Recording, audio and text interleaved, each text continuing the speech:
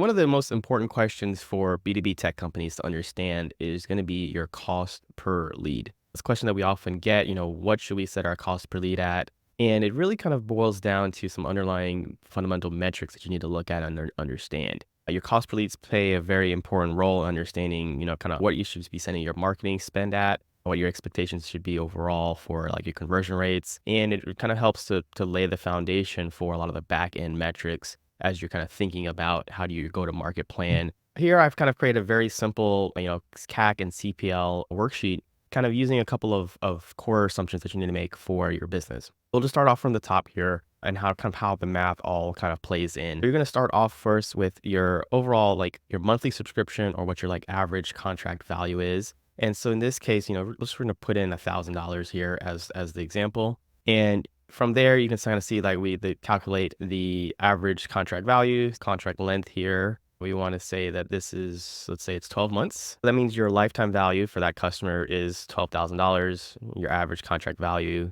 for the annual is going to be that same 12K from your monthly. All right. If you had a customer that say they stayed for 18 months, that kind of metric would then change there and you would have a much obviously higher long lifetime value for that customer. Now that we have, average contract value and we have your lifetime value, we can now kind of take that metric and kind of put into what we call the CAC to LTV ratio. This is going to be overall, for how much money that you earn from a customer, how much that goes into actual customer acquisition cost.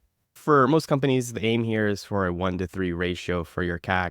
We have that there then. And so now we can have our customer acquisition cost should be a third of our LTV. Here we see our lifetime value for the customer is $18,000. That means our CAC estimated should be around $6,000. So now we need to take into account your general kind of lead to customer conversion rate. And let's just make some assumptions here and say that this is a 10% conversion rate, right? With that now, we end up with a cost per lead target of around $600. Obviously, you need to take a look at this and from your own business perspective, kind of as you get more data and insights, these numbers will change, and then you can kind of backtrack into what the real number for a CPL should be. For example, if you're increase your customer to lead conversion rate from 10% to 15%, you can kind of see how this number now changes. Let's say we go to a 20% or higher. It means now that you're more efficient in your conversion rate. You're getting higher quality leads in. You can actually afford now a little bit higher CPL than where you originally started because you're set to close more of those prospects coming in. This is just meant to be really like a high level ballpark of how you can kind of backtrack